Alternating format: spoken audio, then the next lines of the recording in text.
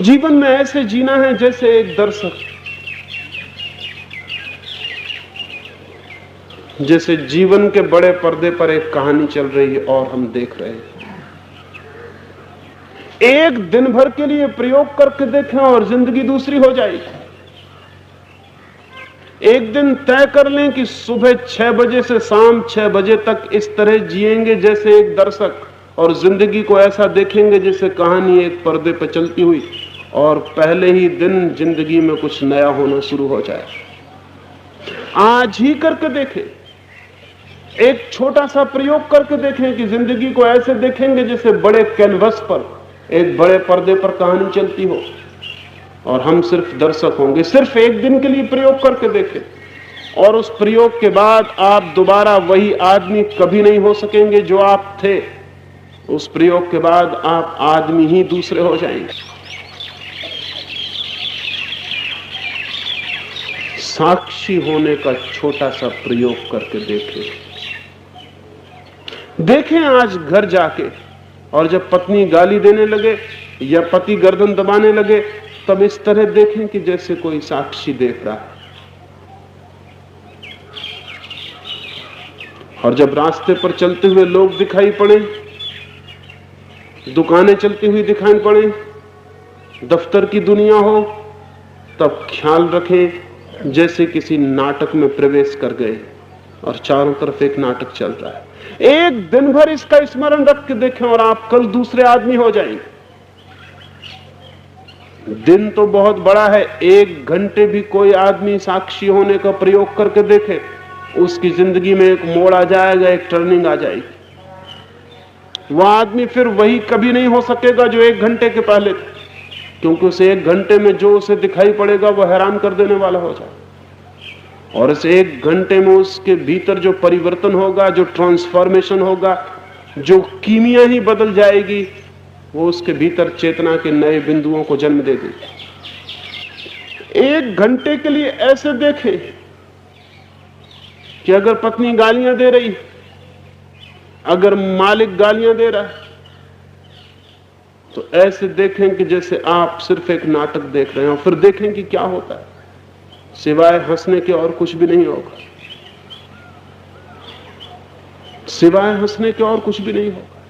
भीतर एक हंसी फैल जाएगी और चित्त एकदम हल्का हो जाएगा। और कल यही गाली बहुत भारी पड़ गई होती, पत्थर की तरह छाती पे पत्थर बन के बैठ गई होती। इस गाली ने भीतर जहर पैदा कर दिया होता, इस गाली ने भीतर प्राणों को मथ डाला होता, इस गाली ने भीतर जाके जीवन को एक संकट, एक अशांति पैदा कर दी होती। जिंदगी एक प्रतिक्रिया बन जाती है, एक रिएक्शन बन जाता, जिंदगी एक तूफान और एक आंधी हो जाती। वही गाली आज आई थी, और इधर भीतर अगर साक्षी है तो गाली ऐसे ही बुझ जाएगी जैसे अंगारा पानी में पड़ के बुझ जाए और राख हो जाए, और आप देखते रह जाएंगे। और तब हैरानी होगी कि यही गाली कल पीड़ित करती थी, आज क्या हो गया। यही बात कल बहुत कष्ट देती, और आज क्या हो गया। आज आप बदल गए, दुनिया वही है। दुनिया हमेशा वही है, सिर्फ आदमी बदल जाते हैं, और जब आदमी बदल जाता है तो दुनिया बदल जाती है। दूसरा सूत्र है, पहला सूत्र है जीवन एक सपना, दूसरा सूत्र है उस सपने में एक साक्षी की तरह जीना। साधना के यही 2 सूत्र हैं। जीवन एक सपना है और सपने में एक साक्षी की तरह जीना। और जो आदमी सपने में साक्षी की तरह जीना शुरू कर देता है, उसकी जिंदगी में क्या हो जाता है इसे शब्दों में कहना मुश्किल है। इसे तो केवल करके ही जाना जा सकता है, इसे तो प्रयोग करके, एक्सपेरिमेंट से ही पकड़ा जा सकता है और पहचाना जा सकता है कि क्या हो जाता है।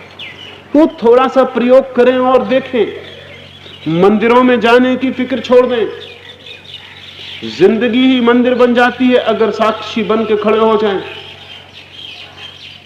पहाड़ों पर, हिमालय पर जाने की चिंता छोड़ दें। वो जिंदगी यहीं इसी क्षण तीर्थ बन जाती है अगर साक्षी बन जाए। जो आदमी जहां साक्षी बन जाएगा वहीं तीर्थ शुरू हो गया। वहीं एक नई घटना शुरू हो गई। सुकरात मरने के करीब था, उसे जहर दिया जा रहा है, बाहर जहर पीसा जा रहा है, सुकरात लेटा हुआ है, उसके मित्र सब रो रहे हैं और सुकरात उनसे पूछता है कि तुम रोते क्यों हो? तो उन मित्रों ने कहा हम रोए ना तो और क्या करें, तुम मरने के करीब हो। तो सुकरात ने कहा पागलो, वो तो मैं जिस दिन जन्मा था उसी दिन रो लेना था, क्योंकि जब जन्म शुरू हुआ तभी मौत शुरू हो गई थी। अब तुम इतनी देर करके रोते हो, वो तो जब मैं जन्मा तभी मरना शुरू हो गया। जब कहानी शुरू होती तभी उसका अंत भी आ जाता, जब पर्दे पे फिल्म शुरू होती है तभी जान लेना चाहिए कि समाप्ति भी आएगी। वो दी एंड भी तो बहुत जल्दी आ जाने वाला, वो तो प्रारंभ में ही अंत छिपा हुआ है। पागलो, सुकरात ने कहा, वो तो हम जन्मे थे तभी हमने समझ लिया था कि मर गए, बात वहीं खत्म हो गई थी। अब क्या रोते हो? और सुकरात ने कहा कि अगर रोना ही है तो अपने लिए रोना, मेरे लिए तुम क्यों रोते हो जब मैं ही नहीं रो रहा हूं? सुकरात ने कहा कि जाओ जल्दी से देखो वो जहर तैयार हुआ कि नहीं। सुकरात खुद उठ के बाहर गया, उस जहर पीसने वाले से कहने लगा कि समय हुआ जा रहा है, 6 बजे जहर देना है, अभी तक जहर तैयार नहीं हुआ। वो जहर पीसने वाला कहने लगा कि मैंने बहुत लोगों को जहर दिया, तुम जैसा पागल आदमी नहीं देखा। हम चाहते हैं कि थोड़ी देर लगा दें, तुम थोड़ी देर और जिंदा रह लो, थोड़ी देर और श्वासें ले लो, इतनी जल्दी क्या है मरने की? सुकरात कहने लगा जल्दी कुछ भी नहीं, लेकिन जिंदगी बहुत देख चुके, मौत को भी देख लेने का इरादा है। जिंदगी का सपना बहुत देख चुके, अब ये नई कहानी मौत की भी देख लेना चाहते, इसलिए बड़ी उत्सुकता है कि जल्दी अब ये फिल्म खत्म हो और नई फिल्म शुरू हो, नया नाटक शुरू हो। इसलिए हम जल्दी पूछते हैं कि जल्दी करो। सुकरात को जहर दे दिया गया। वो आदमी इस तरह जहर पी लिया जैसे किसी और आदमी को जहर दिया गया हो। जहर पीता रहा और बातें करता रहा। जहर पी के लेट गया और कहने लगा कि मेरे पैर ठंडे हो रहे हैं, ऐसा मालूम पड़ता है कि पैर ठंडे हुए जा रहे हैं। मित्रों ने कहा कि पैर ठंडे हुए जा रहे हैं, तुम ही ठंडे हुए जा रहे हो। सुकरात ने कहा कि मैं ठंडा कैसे हो सकता हूं, मैं तो जान रहा हूं कि पैर ठंडे हो रहे हैं, मैं तो अब भी वही हूं। फिर उसने कहा कि मेरे घुटनों तक जहर छा गया, अब मेरी कमर तक के हाथ पैर ऐसे हो गए जैसे हो ही ना, मुझे पता नहीं चल रहा है। लोगों ने कहा क्या बातें कर रहे हो, तुम ही ठंडे हुए जा रहे हो। सुकरात ने कहा कि मैं तो पूरी तरह वही का वही हूं जो जहर देने के पहले था। हाँ, इतना मालूम पड़ रहा है कि हाथ पैर ठंडे हुए जा रहे हैं, हाथ पैर जा रहे हैं। ये हाथ पैर वाली कहानी खत्म हुई जाती है, अब शायद कोई दूसरी कहानी शुरू होगी। मैं तो वही हूं, मैं तो अब भी देख रहा हूं। जिंदगी भर जिसने देखा हो वो मौत को भी देख सकता है, और जो मौत को भी देख सकता है उसकी मौत कैसे हो सकती? जिसने साक्षी का भाव साध लिया वो अमृत को उपलब्ध हो जाता है। स्वामी राम अमेरिका गए, वो बड़े अजीब आदमी थे। दुनिया पे कुछ थोड़े से अजीब आदमी कभी कभी पैदा हो जाते हैं, इसलिए दुनिया में थोड़ी रौनक। स्वामी राम बहुत ही अजीब आदमी थे। अगर कोई उनको गाली दे देता तो वो खड़े होकर हंसने लगते और मित्रों को जाके कहते कि आज बाजार में राम को खूब गालियां पड़ी। तो लोग कहते राम को, आपको नहीं। स्वामी राम कहते कि मुझको लोग जानते ही नहीं, गालियां कैसे देंगे? राम को जानते हैं, राम को गालियां देते। और जब राम को गालियां पड़ रही थी तब हम भीतर बैठ के हंस रहे थे मनी मन में कि अच्छा है बेटा, खूब गालियां पड़ रही। एक गांव में राम गया था, स्वामी राम कहते एक गांव में राम गया था, गिर पड़ा एक गड्ढे में। हम खूब हंसे, हमने कहा कि अच्छे गिरे। अरे बिना देख के चलोगे, गिरोगे ही। लोग कहते कि आप किसके बाबत बातें करते हैं? तो वो कहते इस राम के बाबत बातें करता हूं। और आप कौन हैं?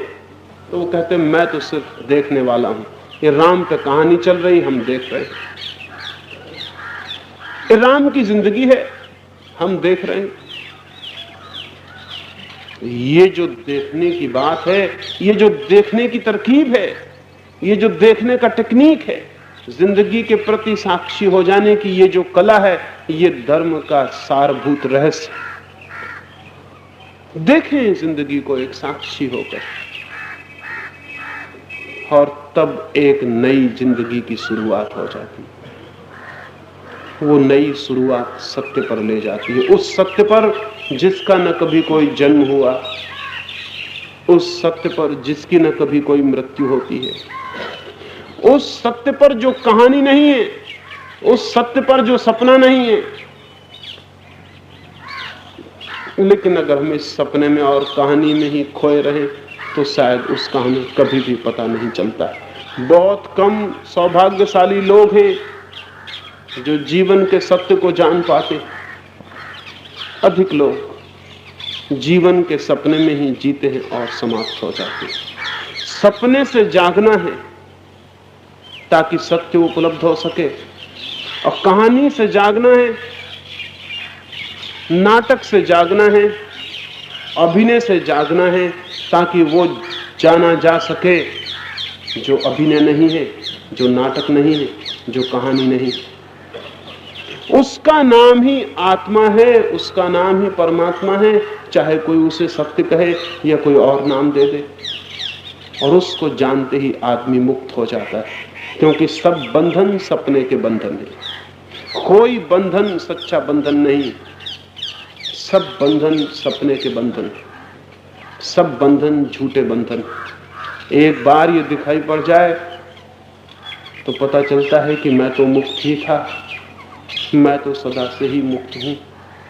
और ये जो प्रतीति है, ये कितने अनंत आनंदों से भर देती है, ये कितने आलोक से भर देती है, उसकी कोई गणना करनी कठिन है।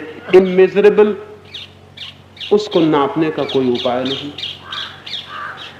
उसे शब्दों में कहने का भी कोई उपाय नहीं, उसको अभिव्यक्ति देने का भी कोई मार्ग नहीं।